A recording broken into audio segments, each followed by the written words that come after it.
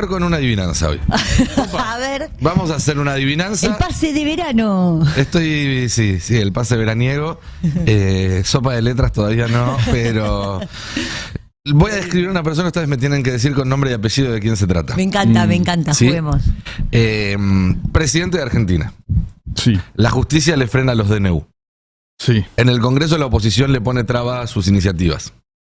Y los bloques oficialistas no logran ordenarse por falta de conducción. Sí. La vice tiene otra idea muy distinta de cómo debe ser el gobierno y tiene su propio proyecto de poder que no disimula. Y en el medio de un día complicado, con varios reveses políticos y con un país al borde de la crisis, se hace tiempo para almorzar con una mujer que conoció a través de internet y después se pasa la tarde respondiendo tweets a personas random. Sí. ¿Quién es? ¿Para hablar con perros muertos? Bueno, le tiene mucho cariño a sus perros, pero la diferencia en todo caso está en cuál es la condición vital de esa criatura. Vive en el hotel de... Vive en lo de un amigo millonario de ¿Que prestado, ahora va sí. a quedar a cargo de los bienes del Estado, de la AVE? Bueno, ahí también haces preguntas demasiado precisas. Pero es cierto que hay paralelismos, ¿no? Hay algunas coincidencias. ¿Y a qué viene esto? Más allá de la gracia. Que uno prende algunos canales de televisión y pareciera que están hablando de un presidente arrasador que tiene todo para llevar adelante proyectos que son sumamente ambiciosos y que pareciera que goza de un poder casi inédito en estos últimos 40 años. Y cuando uno mira de cerca no es tan así.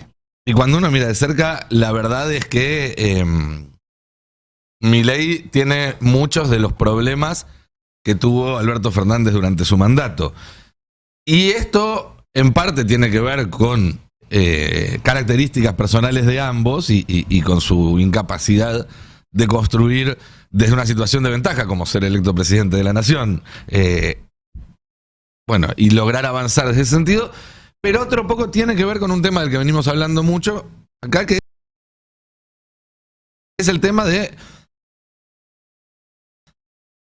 En un país que históricamente fue hiperpresidencialista y donde el presidente parecía que era el que hacía y deshacía a placer, hoy en día existen muchísimos elementos que atenúan la ejecutividad de ese poder, esté quien esté a cargo de la presidencia, y en ese problema, en esa distancia entre lo que la gente elige, nos guste o no, y lo que se puede hacer una vez que se llega al poder, reside buena parte de la decepción que hay con la democracia, con lo cual, más allá de esta coyuntura, también es importante empezar a pensar cómo hacer para que el voto valga más, cómo hacer para que aquellos que sean empoderados con el voto, insisto, nos guste o no nos guste lo que se elija, puedan responder, porque si no vamos a seguir teniendo experiencias cada vez más insatisfactorias desde lo democrático, hasta que a alguien se le ocurra proponer una solución no democrática. De hecho, creo que parte de lo que Milei está haciendo es eso,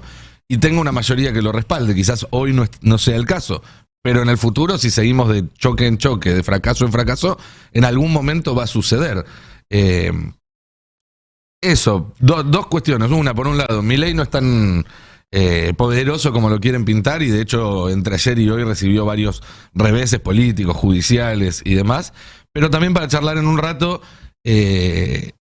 ¿cuánto poder tiene la democracia en la Argentina hoy en día? ¿Hasta dónde puede tomar decisiones las instituciones elegidas por la voluntad popular en la Argentina hoy en día? Es que me parece, Nico, una cosa que le agregaría al paralelismo que va en ese sentido es que estos dos presidentes que vos mencionás, Alberto Fernández y Javier Milei, gobiernan en gran parte con votos prestados. Y ahí está la debilidad. La de los votos prestados de Javier Milei son los de Juntos por el Cambio, la fórmula que ellos incluyen y que de hecho después de que hacen la alianza suman esas dos mitades y los lleva al triunfo.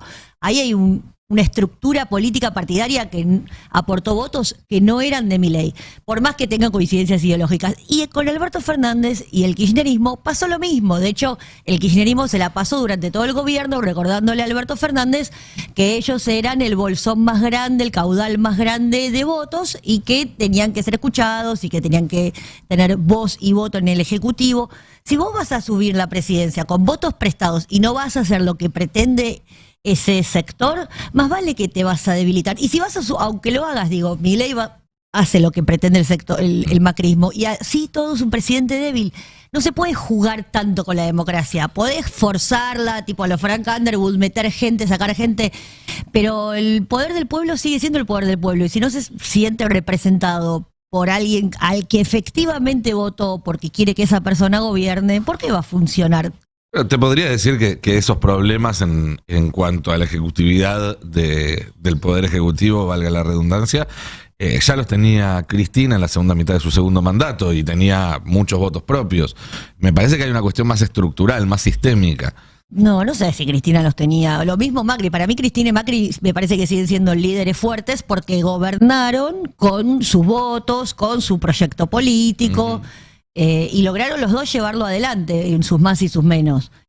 Alberto Fernández y Javier Milei no logran todavía nada. No, por supuesto. Siguen en un statu quo así que no cambia nada. Alberto no lo logró. Ya es pasado. A mí me sigue preocupando, y lo venimos hablando de la semana pasada, cierto autismo político, ¿no? Del presidente Milei, que sigue imaginando que le van a votar todo, que le van a aprobar todo sin ningún tipo de concesión y a libro cerrado, cosa que ya está clarísimo que no es así.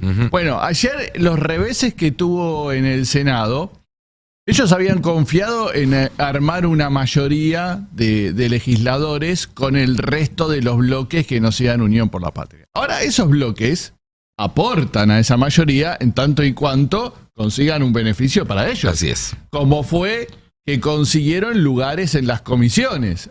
Victoria Villarruel armó ese conglomerado de bloques porque les daba lugares. Ahora, cuando ayer fueron a discutir en esas comisiones los proyectos que a ellos les interesaba, ellos dijeron, pará, llamame, a ver, ¿cómo negociamos? ¿Qué estoy sacando yo aprobándote esto? Y les rebotaron los proyectos, ¿no? Le rebotaron boleta única, también los proyectos para los convenios con Luxemburgo, Japón. Sí, y esa demás. cosa media rara donde está Techín en Luxemburgo. En Luxemburgo está Techín, están los parques eólicos.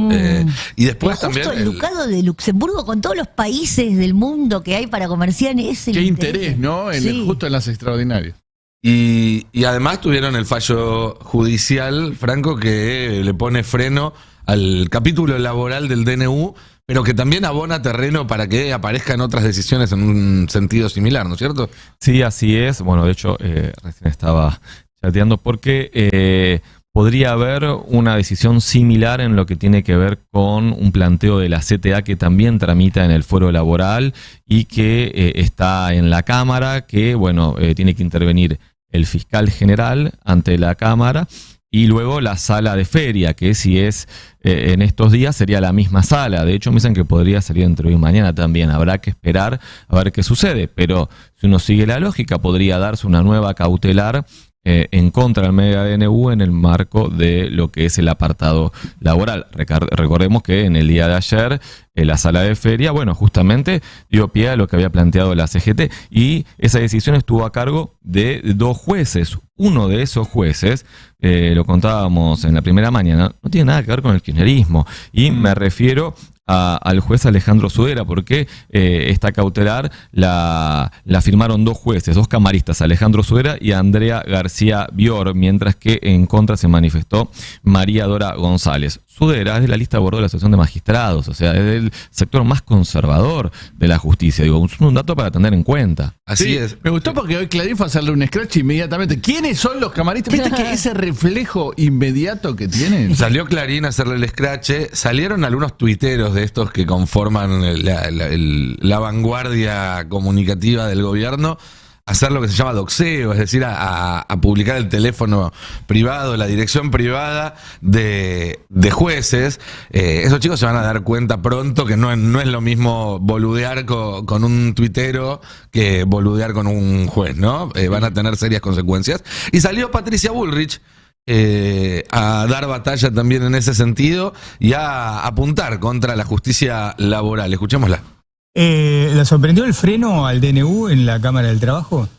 No, la Cámara del Trabajo yo fui ministra de Trabajo en el año 2000 y ya la Cámara del Trabajo era insoportable. Ya eran lugares donde lo único que había era defensa de intereses particulares. Nunca, todos los fallos siempre salían a favor de uno u otro sindicalista, siempre. Ustedes lo quieren pasar a lo contencioso administrativo. Nunca fue una verdadera justicia transaccional donde las cosas se analizan con objetividad. Y eso es algo que está totalmente tomado. Por otro lado, debería dejar de ser una justicia nacional, porque todas las provincias tienen sus justicias laborales y la Ciudad de Buenos Aires debería tener su justicia laboral y no ya ser una justicia nacional, porque no hay casos nacionales siendo la ciudad autónoma de Buenos Aires. Igual todo esto termina. Bueno, ahí hay dos cosas que me llaman la atención. Una, que ella misma traiga a colación su paso por el Ministerio de Trabajo en el año 2000, donde ella decía los fallos eran a favor de los sindicalistas. En realidad los fallos eran a favor de la gente a la cual ella le había recortado el 13% del salario. Claro. Justo en ese caso se hablaba del bolsillo de cada uno de los trabajadores, como en la mayoría de los casos de la justicia laboral, donde el sindicato en todo caso representa, pone el abogado, hace que la parte más débil tenga algún tipo de peso y no tenga que enfrentarse a solas a la empresa, que es mucho más fuerte. Y lo otro que me llamó la atención, se quejó de que la justicia del trabajo no era transaccional. Sí, escuché lo mismo. ¿Podemos pasar el bar? ¿Lo tenemos ahí el video de nuevo? La partecita esa, porque transaccional significa relativo a las transacciones. Claro, es decir, que no transan. Que no se pueden comprar. A ver, veámoslo de nuevo. ¿La sorprendió el freno al DNU en la Cámara del Trabajo? No, la Cámara del Trabajo yo fui ministra de Trabajo en el año 2000 y ya la Cámara del Trabajo era insoportable. Ya eran lugares donde lo único que había era defensa de intereses particulares. Nunca, todos los fallos siempre salían a favor de uno u otro sindicalista, siempre. Ustedes lo quieren pasar a lo contencioso administrativo. Nunca fue una verdadera justicia transaccional donde las cosas se analizan con objetividad. Nunca fue una justicia transaccional, lo dice con todas las letras. No es una justicia a la cual se pueda comprar. Es impresionante. Impresionante. Ni una repregunta se cayó, ¿no? El fuero laboral tiene una tendencia a lo que se supone que es la función de la justicia, que es laudar a favor del más débil o proteger los derechos del más débil en una contienda o en un contencioso. Sí, y no lo hace porque sean buenos, porque es lo que dice la Constitución. Claro. Es lo que manda la Constitución Nacional. Y bueno, vos fijate el odio que le tienen al fuero, no es transaccional, y te acordás que era una mafia. Para Mauricio Macri, el fuero laboral, ¿no? Sí. Acusó con nombre y apellido a un montón de camaristas. Y ayer me llamó la atención el mismo reflejo autoritario de parte del gobierno. Inmediatamente salió, después lo desmintieron un poco, que le iban a hacer juicio político. ¿Con qué le va a hacer juicio político a nadie este gobierno? No tiene los números ni en pedo. Pero sí tiene otras herramientas, tiene otros recursos.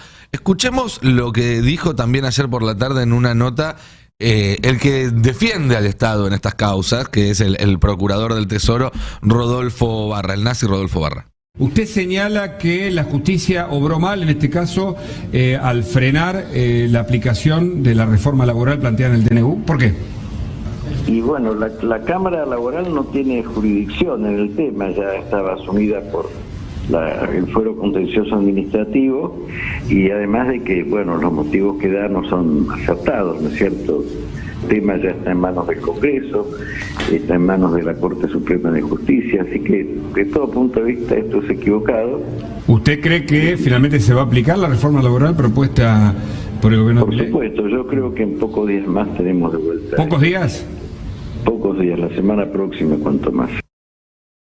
Ahí dice tenemos como si él fuera parte del fuero contencioso administrativo, ¿no es cierto? Y es donde él pisa más fuerte. De hecho, cuando se lo designó a Mariano Cunio Libarona en justicia, la gran pregunta era qué pasa en los otros fueros, porque él estaba más vinculado al área penal. Y bueno, la designación de Barra es justamente para pisar fuerte en el contencioso administrativo. Digo, está a las claras que no tienen peso propio en el fuero laboral y por eso quieren llevar este tema tan delicado al contencioso administrativo. Digo, ya lo adelantó. Y aquí se abren distintos escenarios, porque la lógica indica que lo que tiene que presentar el gobierno a través de Barra, de la Procuración del Tesoro, es un recurso extraordinario ante la Cámara Laboral para intentar llevar el caso a la Corte y poder dar vuelta esta cuestión cautelar. Ahí hay un problema, o dos problemas para el gobierno. Por un lado es que si hace eso, está reconociendo la competencia de este fuero, y por otro que la Corte ya en otra cuestión, pero vinculada al mismo tema, digo, a la presentación de La Rioja por el tema del DNU, ya dijo que no iba a habilitar la feria, por lo tanto, si espera una respuesta rápida para esto, y esa vía parece cerrada, ¿no? Y por otro lado, esto lo relataba, lo contaba bien Andrés Gil Domínguez, el constitucionalista, por redes sociales. Otro camino es que haga una presentación ante la sala de feria de la Cámara del Trabajo para que mantenga o decline su competencia, es decir, es por esa vía que podría entrar para intentar llevar el caso al contencioso administrativo, porque de acuerdo a la ley, cuando se da un conflicto de competencia entre un juez del contencioso administrativo y un juez de otro fuero, lo que debe resolverse es que el caso escale y se dirima Franco, en la Cámara de Contencioso Administrativo. ¿La apelación se hace ante la Corte Suprema o es ante en la misma Cámara? Es un recurso extraordinario que se hace ante la Cámara que dicta la cautelar y que puede ser aceptado o rechazado. Si se acepta, automáticamente escala a la Corte. Si se rechaza, se puede ir en queja a la Corte, y la Corte, primero, por un lado, nunca tiene plazos para expedirse, y si es en queja, digo, más todavía, más difícil. Ahora, este segundo camino que estaba comentando, que es el de ir por el tema de la competencia, es intentar que esta cuestión, el caso directamente gire al contencioso administrativo, básicamente por esta cuestión. Ahí no intervendría la Corte en principio, digo, porque lo que contaba Gil Domínguez es que si acepta mantener la competencia, el fuero laboral, la Cámara del Trabajo, es un tema porque va a tener que discutirse con el contencioso, y si lo declina automáticamente pasa.